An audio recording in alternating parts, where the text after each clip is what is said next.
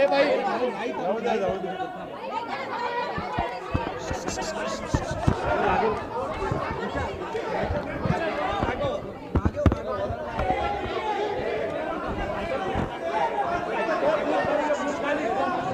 सर्व पत्रकार मित्रांचं सर्व पत्रकार मित्रांचं मी स्वागत करतो. काल मी आपल्याला सगळ्यांना संध्याकाळी सांगितलेलं होतं की मी ज्यावेळेस सोमवारपासून प्रांताध्यक्ष सुनील तटकरे साहेबांनी सोमवार ते शुक्रवार स्थानिक स्वराज्य संस्थांच्या ज्या निवडणुका लागलेल्या आहेत त्या निवडणुकीच्या निमित्तानं आढावा बैठका संपूर्ण राज्यातल्या वेगवेगळ्या जिल्ह्यांच्या ठेवलेल्या होत्या आणि त्याचा शेवट आज आम्ही करणार होतो. त्यावेळेस मी पत्रकार मित्रांना असं सांगितलेलं होतं की उद्या आमच्या सगळ्या आढावा बैठका संपल्यानंतर गेले 2 दिवस वेगवेगळ्या इलेक्ट्रॉनिक आणि प्रिंट माध्यमामध्ये जे काही चर्चा चाललेली आहे त्याची पूर्णपणे माहिती घेऊन मी आपल्याशी बोलीन. तर त्याच्या आणि माझी काही भूमिका आहे ती स्पष्ट करीन. आपल्याला सगळ्यांना माहिती आहे की मी पहिल्यांदा तुमच्याशी बोललो त्यावेळी स्पष्टपणे सांगितलेलं होतं आजपर्यंतच्या माझ्या गेल्या 35 वर्षाच्या राजकीय जीवनामध्ये मी कधी नियम सोडून कुठलं काम त्या ठिकाणी केलेलं नाही. मागे माझ्यावर 2009-10ला आरोप झाले परंतु ते आरोप कुठेही सिद्ध झाले नाही. त्याच्यात अनियमितता होती, श्वेतपत्रिका काढली हेही आपल्याला सगळ्यांना ज्ञात आहे. परंतु त्याच्यामध्ये मधून एक कॉमेंट्स करून त्याच्यात टार्गेट करण्याचा प्रयत्न करतात. ह्या व्यवहारामध्ये देखील मला अजिबात काही माहिती नव्हतं. माहिती असतं तर मी लगेच सांगितलं असतं हो मला विचारून ते व्यवहार झालेला आहे. आणि मी कुणालाही माझ्या जवळच्या घरातल्या नातेवाईकांनी माझ्या मुलांनी माझ्या जे कोणी जवळचे सहकारी असतील यांनी कुणी जरी व्यवहार केला किंवा काही गोष्ट केली तर त्यांना मी सांगत असतो की संपूर्ण गोष्ट कायद्याच्या नियमाला धरूनच त्या ठिकाणी केली पाहिजे. आता या व्यवहारामध्ये मी जी माहिती घेतली त्याच्यामध्ये चर्चा मोठ्या प्रमाणात सुरू झाल्यावर आपल्या राज्याचे मुख्यमंत्री नागपूरला होते. त्यावेळेस मी त्यांच्याशी फोनवर संपर्क साधला आणि मी त्यांना सांगितलं जरी माझ्या घरातल्या जवळच्यांशी संबंधित असणारा हा विषय असला तरी तुम्ही राज्याचे प्रमुख आहात, तुम्हाला जे काही नियमाप्रमाणे करावं लागेल ह्याची चौकशी करावी लागेल, काय तुमच्या मनामध्ये समिती नेमायची असेल जे काही करायचं असेल कारण आपण एवढ्या मोठ्या राज्याचं नेतृत्व करता ते करा. मला माझा त्या गोष्टीला पाठिंबाच राहील. कारण शेवटी वस्तुस्थिती आरोप करणं सोपं असतं परंतु त्या आरोपातली वस्तुस्थिती काय आहे हे जनतेला कळणं देखील तितकंच महत्त्वाचं असतं.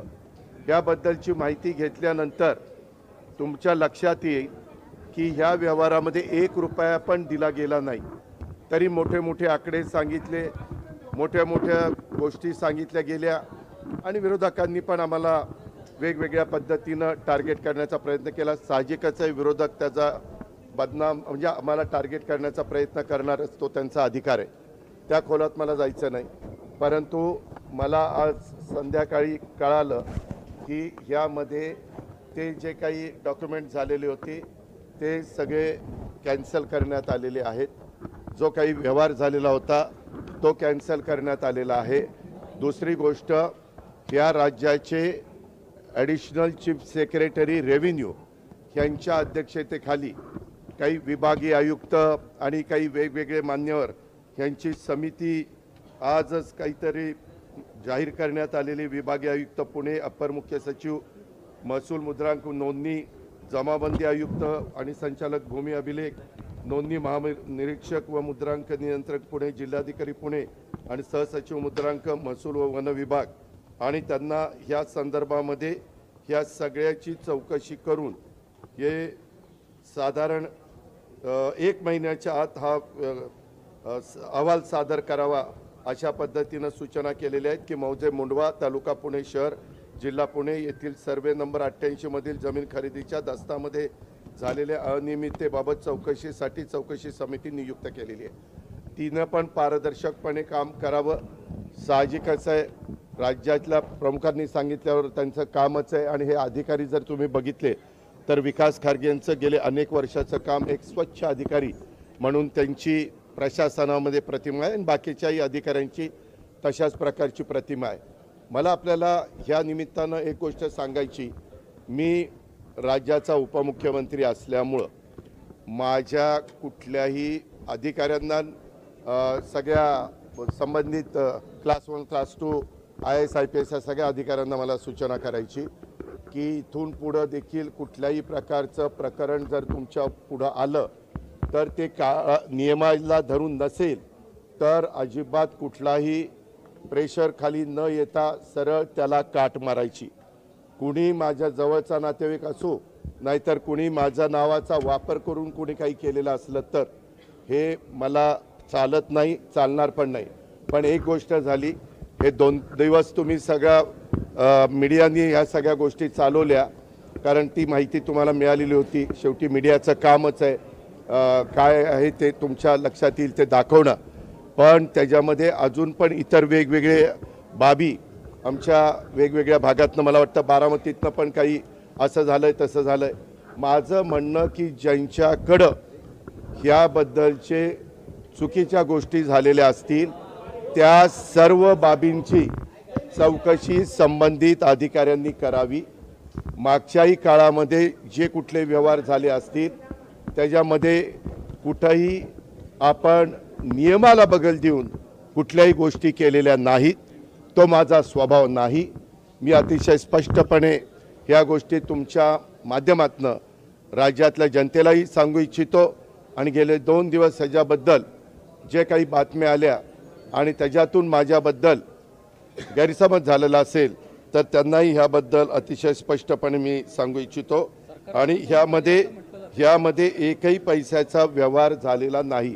आता तो का झाला नाही, व्यवहार झालेला नसताना कसं रजिस्ट्रेशन झालं, ते कुणी दिलं, हा सगळा तपासाचा भाग आहे आणि त्याच्यामुळं संबंधित हे 1 महिन्याच्या आत ह्याचा सगळा तपास करतील। ह्याच्यामध्ये FIR पण दाखल झालेली आहे, त्याच्या संदर्भामध्ये मला कळलं 2 पोलीस स्टेशनला FIR दाखल झाल्यात। अशा पद्धतीनं त्याच्यामुळं पोलिसांचं काम करणार, त्याच्यात पण कुणाला राजकीय हस्तक्षेप करण्याचं कारण नाही। पूर्णपणे पारदर्शकपणे ह्याची सगळ्याची चौकशी झाली पाहिजे आणि दूध का दूध पाणी का पाणी हे सगळं पुढे आलं पाहिजे।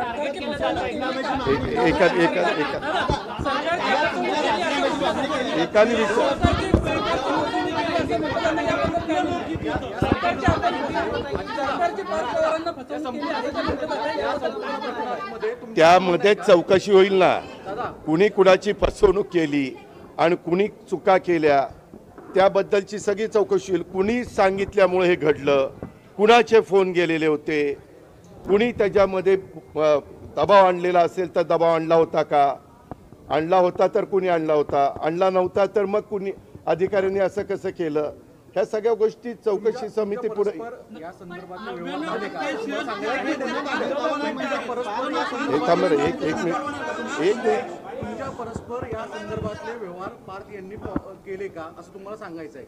याबद्दल नाही, मला हा व्यवहार झालेला माहिती नव्हता सागर, मी तुला स्पष्टपणे सांगतो। माहिती असता तर मी तुम्हाला आधीच सांगितलं असतं हो या व्यवहारात मला माहिती आहे।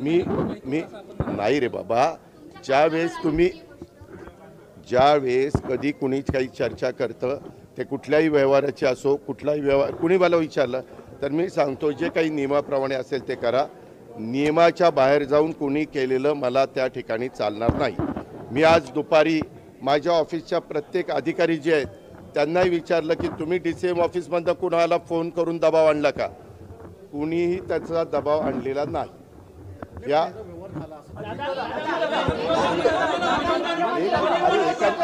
अरे एकाने बोला ना,